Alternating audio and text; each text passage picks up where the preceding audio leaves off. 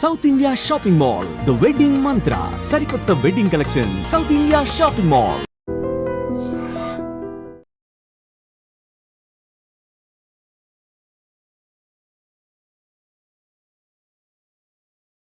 పిఠాపురంలో అతి ప్రాచీనమైన పుణ్యక్షేత్రం పాదగయ.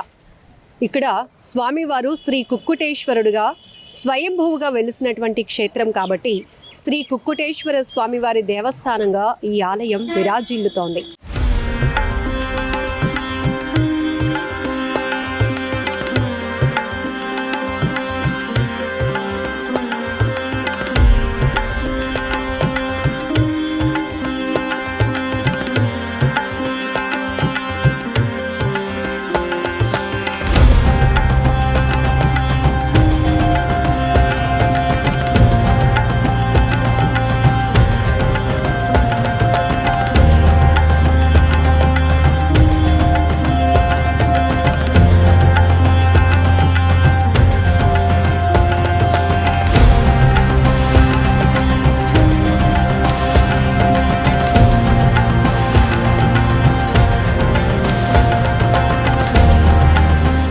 ఎక్కడెక్కడి నుంచో భక్తులు తరలి వస్తూ ఉంటారు.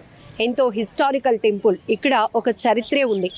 గయాసురుడు అనే రాక్షసుణ్ణి త్రిమూర్తులు వధించిన తర్వాత ఆ 3 భాగాలు ఏవైతే పడ్డాయో ఇక్కడ పిఠాపురంలో ఈ పుష్కరిణి వద్ద పాదాలు పడటం వల్ల ఇది పాదగయగా ప్రసిద్ధిగాంచింది. ఇక బీహార్లో సిరోగయ, ఒరిస్సాలో నాభిగయగా మొత్తం 3 క్షేత్రాలు కూడా ఎంతో ఆధ్యాత్మికంగా ప్రాచీన పుణ్యక్షేత్రాలుగా విరాజిల్లుతున్నాయి. ఇక్కడ పిఠాపురంలో ఉన్నటువంటి ఈ పాదగయ గురించి ఇక్కడ స్వామివారు స్వయంభూగా శ్రీ కుక్కుటేశ్వర స్వామివారిగా భక్తుల పూజలు అందుకుంటున్నారు. మరిన్ని విశేషాలు అడిగి తెలుసుకుందాం. పాదగయ పిఠాపురంలో అతి ప్రాచీనమైన దేవాలయంగా ప్రసిద్ధిగాంచిన శ్రీ కుక్కుటేశ్వర స్వామివారి దేవస్థానానికి మనం వచ్చాం. ఇక్కడ ఎంతో విశిష్టమైన చరిత్ర ఉంది. గయాసురుడు అనే రాక్షసుని త్రిమూర్తులు సంహరించిన సందర్భంగా ఆ గయాసురుడి యొక్క పాదాలు ఇక్కడ పడడం వల్ల ఇది పాదగయగా ప్రసిద్ధిగాంచింది. ఇంకా అతి ప్రాచీనమైనటువంటి దేవాలయంగా ఎంతోమంది భక్తులు ఇక్కడికి వచ్చి ఒక ముక్తి మార్గంగా భావిస్తూ ఉంటారు. ఇక్కడ స్వామివారిని దర్శనం చేసుకుంటే కోరిన కోరికలు నెరవేరుతాయి అనేది ప్రసిద్ధిగాంచినటువంటి విధానం. సో ఇక్కడ ఉన్నటువంటి ఆలయ చరిత్ర విశేషాల గురించి అడిగి తెలుసుకుందాం. నమస్తే అండి. పాదగయ, ఎందుకంటే పాదగయ అనేటప్పటికి ఎందుకు ఆ పేరు వచ్చింది? శ్రీ గురుభ్యో నమః. వాగర్ధావివ సంపృక్తౌ వాగర్ధః ప్రతిపత్తయే జగతః పితరౌ వందే పార్వతీ పరమేశ్వరౌ.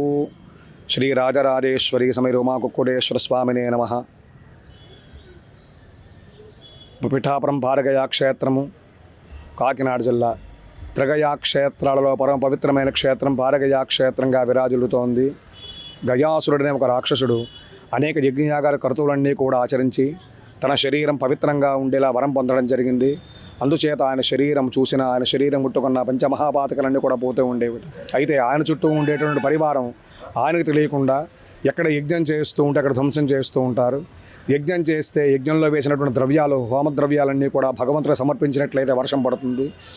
ఎక్కడా కూడా యజ్ఞయాగార కర్తవులు లేకపోవడం చేత ప్రపంచమంతా వర్షాధారం లేక కరువుతో నిండి ఉన్న సమయంలో దేవతలు విష్ణుమూర్తిని ప్రార్థించి గయాసును సంహరించవలసిందిగా ప్రార్థిస్తే బ్రహ్మ, విష్ణు, మహేశ్వరుడు ముగ్గురు బ్రాహ్మణ వేషం ధరించి ఆయన దగ్గరికి వెళ్ళి లోక కళ్యాణార్థం వర్షాలు పడాలి అని చెప్పి యజ్ఞం చేద్దామని వచ్చేమయ్యా, నీ శరీరం భూదేవ కంటే చాలా పవిత్రమైన దేహము కాబట్టి నీ శరీరంలో యజ్ఞం చేస్తే మంచి ఫలితం కలుగుతుందని చెప్పి ఆయన అడిగేసరికి దానికి ఆయన అంగీకరించి తన శరీరాన్ని పెంచి పడుకుంటే శిరస్సు దగ్గర విష్ణుమూర్తి, మధ్యలో వక్షస్థలం దగ్గర బ్రహ్మగారు, పారా దగ్గర ఈశ్వరుడు ముగ్గురు కూడా బ్రాహ్మణ రూపంలో కూర్చొని యజ్ఞం ప్రారంభం చేస్తారు. 7 రోజులు యజ్ఞం చేస్తామయ్యా, 7 రోజులు కూడా కదలకూడదు, కదిలితే యజ్ఞం ఆగిపోతుంది, అలా జరిగితే నన్ను సంహరిస్తాము. ప్రతిరోజు తెల్లవారుజామున కోడి కూస్తూ ఉంటుంది, అలా లెక్క పెట్టుకుని 7 రోజులు పూర్తయితే లేవాలని షరతు పెడతారు. దానికి ఆయన అంగీకరించి ప్రతినిత్యము కూడా కోడి కూత వింటూ లెక్క పెట్టుకుంటూ అంటారు. ఈ ప్రకారంగా 6 రోజులు పూర్తి అవుతాయి. కానీ ఆయనలో కదలిక లేదు. ఇంకా ఒకరోజు మాత్రమే మిగిలి ఉందనగా దేవతల విష్ణుమూర్తిని ప్రార్థించి ఏదో ఒక మాయోపాయించిన మనమే యజ్ఞాన్ని భగ్నం చేసి ఆయన సంహరించాలి తప్ప ఆయన లేవడన్నారు. అనేసరికి ఇక్కడ పరమశివుడు తానే స్వయంగా కోడి అవతారం దాల్చి అర్ధరాత్రి వేళ స్వామివారే కోడి రూపంలో కుక్కుటారావం చేస్తే ఆయన విని నిన్నటి వరకు కూడా ఆ రోజులు పూర్తయ్యాయి, ఈ రోజుతో 7 రోజులు పూర్తయ్యాయి, తెల్లవారుజాము అయిందేమో యజ్ఞం అయిపోయింది అనుకుని ఆయన లేవడం జరిగింది. దాని కారణం యజ్ఞం ఆగిపోతుంది. అయితే ఆయనకు అనుమానం వచ్చి ఆ ముగ్గురు బ్రాహ్మణుని అడుగుతారు, స్వామి అర్ధరాత్రి కదా అయింది, తెల్లవారుజాము కాలేదు కదా, యజ్ఞాన్ని మీరే భగ్నం చేశారు, మీరు బ్రాహ్మణ దేవతల మీరెవరైనా అడిగేసరికి వారు ముగ్గురు కూడా బ్రహ్మ విష్ణు మహేశ్వరుడుగా ప్రత్యక్షమవుతారు. ఆయన వాళ్ళని అడుగుతాడు, ఎందుకు ఇలా చేశారు స్వామి, నా వల్ల ఏమిటి పొరపాటు జరిగిందని అడిగేసరికి నీ యొక్క పరివారం ఎక్కడా కూడా యజ్ఞయాగార కరుతులు జరగనట్లేదయ్యా, వర్షాధారం లేక ప్రపంచమంతా కూడా కరుగుతూ ఉంది, అందుచేత ప్రత్యక్షంగా నీతో యుద్ధం చేద్దామంటే నీవు ఎటువంటి పొరపాటు చేయలేదు, పరోక్షంగా నీ వల్ల ధర్మానికి హాని కలుగుతోంది, నిన్ను సంహరిస్తే తప్ప వేరే మార్గం లేదయ్యా, రాజుకొని యొక్క బాధ్యను విస్మరించడం చేత ప్రపంచమంతా కూడా కరువు వచ్చింది, దీనికి శిక్షార్హుడు నీవే అని చెప్పేసరికి దానికి ఆయన అంగీకరించి నా వల్ల ఇంత పొరపాటు జరిగింది కాబట్టి నన్ను శిక్షించమని అడుగుతాడు.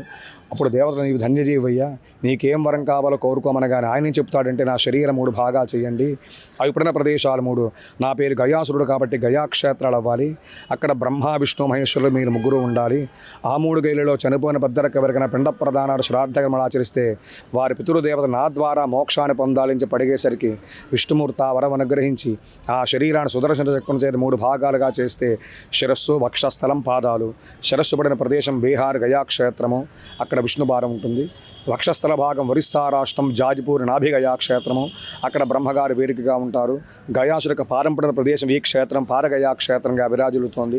ఇక్కడ శ్రీ స్వామివారి ఈశ్వరుడు అర్ధరాత్రులు కుక్కుడారావం చేసి కోడి రూపంలో లింగ రూపంలో లోపల స్వయంభూగా వెలిసి ఉన్నారు. కోడిని కుక్కుటము అంటారు, అందుచేత స్వామివారిని కుక్కుటేశ్వర స్వామి అని చెప్పి పిలుస్తూ ఉంటారు.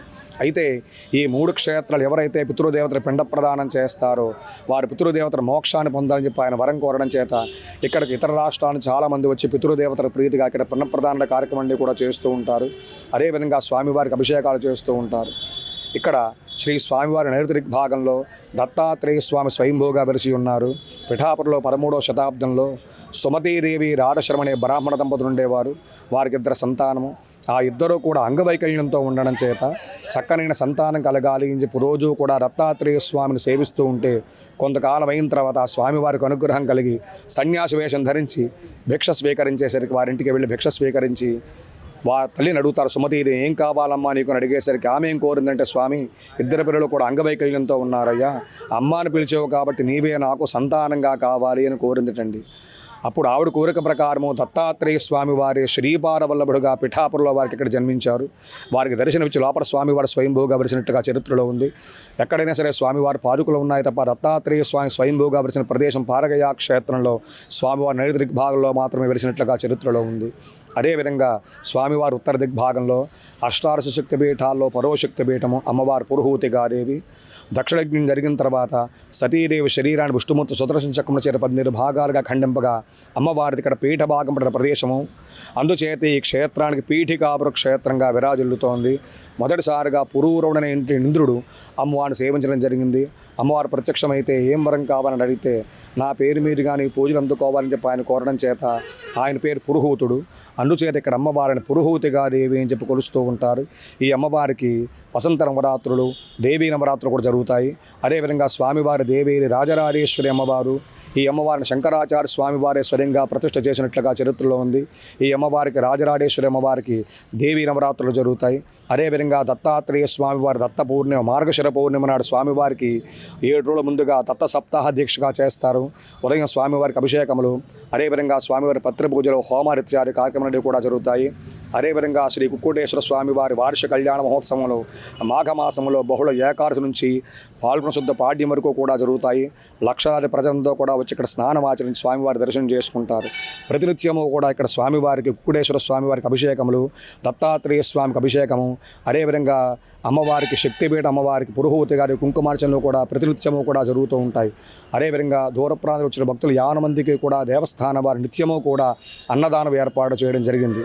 కాబట్టి భక్తులు 50 మంది యొక్క విషయాన్ని గమనించి భక్తులు 50 మంది కూడా వచ్చి స్వామివారిని ధరించి కృపక పాత్రలు కావాల్సిందిగా కోరుచున్నాం.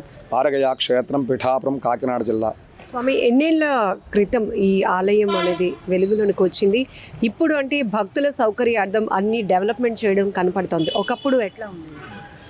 ఈ స్వామివారి స్వయంభూమూర్తిగా 1000 సంవత్సరాల నుంచి కూడా స్వామివారి ఇక్కడ వెలిసి ఉన్నట్లుగా చరిత్రలో ఉంది. అయితే పిఠాపురం మహారాజా వారి యొక్క స్వామివారికి కొన్ని ఎకరాలు రాసి ఇవ్వడం జరిగింది. ఆ తర్వాత దీన్ని గవర్నమెంట్ తీసుకుని ఇదంతా కూడా డెవలప్మెంట్ చేయడం జరిగింది. దూర ప్రాంతం వచ్చిన భక్తులందరికీ కూడా ఇక్కడ వసతి సౌకర్యాలు ఏర్పాటు చేయడం జరిగింది.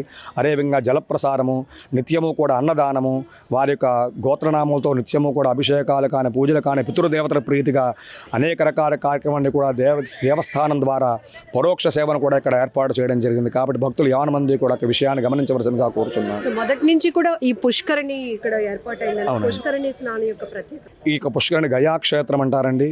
ఈ యొక్క పుష్కరంలో స్నానం ఆచరించినట్లయితే సమస్తమైన పుణ్యదుల్లో స్నానం చేసిన ఫలితం కలుగుతుంది. కాబట్టి చాలామంది ఇతర రాష్ట్రాల నుంచి, చుట్టుపక్కల గ్రామాల నుంచి కూడా వచ్చి ప్రతిరోజు కూడా స్నానం ఆచరించి స్వామివారి దర్శనం చేసుకోవడం జరుగుతుందండి. శ్రీ కుక్కుటేశ్వర స్వామివారిని దర్శనం చేసుకోవడానికి వివిధ రాష్ట్రాల నుంచి కూడా పెద్ద ఎత్తున భక్తులు తరలి వస్తూ ఉంటారు. ఇక్కడ మీరు మహిళా భక్తుల్ని చూస్తున్నారు. ఎక్కడి నుంచి వచ్చారు మాట్లాడదాం? హైదరాబాద్ నుంచి. హైదరాబాద్ నుంచి చాలా ఎక్కువ మంది ఉన్నారు. మేము యాక్చువల్లీ ద్వారకా తిరుమల సేవకు వచ్చినాము. సో అక్కడ నుంచి ఇక్కడ దర్శనం చేసుకోవడానికి అమ్మవారు శక్తిపీఠం అని చెప్పి కుక్కుటేశ్వర స్వామి మనకు స్వయంభూ ఇక్కడ ఏమంటారు గయాసురుణ్ణి వధించడానికి ఆయన హెల్ప్ చేశారు. దాని గురించి అట్లా ప్రత్యేకత అది కాబట్టి దర్శనం హిస్టరీ తెలుసుకొని వచ్చాము మేము. స్వామివారి దర్శనం చాలా బాగా జరిగింది. చాలా బాగా అంటే మిగతా శివాలయాల్లో కన్నా ఇక్కడ కుక్కుటేశ్వర స్వామిగా అది మీకు ప్రత్యేకంగా అనిపించిందా? అనిపించింది. పైన మనకు స్ఫటికతో కనిపించటం అదొక ప్రత్యేకత. మామూలుగా మనకు ఎక్కడైనా శివలింగం నార్మల్గా ఉంటుంది, ఇక్కడ స్ఫటికం పైనుంచి రావటం అది స్పెషాలిటీ మనకి. సో మొత్తానికి దర్శనం మాకు లోపల పంతులు గారు మొత్తం ఎక్స్ప్లెయిన్ చేశారు బాగా. ఇంకా అంటే ఇట్లాంటి హిస్టారికల్ టెంపుల్స్ అనేవి ఫ్యూచర్ జనరేషన్ కూడా మనం కొంత అవసరం చాలా అవసరం. ఇప్పుడు జనరేషన్ కొంచెం మీడియా ద్వారా కొద్దిగా తెలుస్తుంది. మీ అట్లాంటి వాళ్ళు ఇంకా దాన్ని ఇంకా ఎక్కువ చేయాలి. Thank you so much. నిజంగా ప్రస్తుతం ఉన్నటువంటి సమాజం దేనికి ప్రయారిటీ ఇస్తుంది? ఆర్థిక సంబంధాల చుట్టూ మాత్రమే తిరుగుతోంది. మళ్ళీ ఎన్నికలంగానే చాలా విరక్తి కలుగుతాం. మంచి అనిపిస్తుంది కదా, లేడీస్ కూడా ఛాలెంజింగ్ జాబ్స్ చేసినప్పుడు చాలా బాగుంటది. ట్రాఫిక్ అసిస్టెంట్స్ గా నియమించిన ట్రాన్స్జెండర్స్ అందరితో సాల్యూట్ చేయించుకుంటున్నారు. ఫుడ్ డెలివరీ ఇవ్వటానికి వెళ్ళినటువంటి డెలివరీ బాయ్ అనిల్ పై కళ్ళ ముందు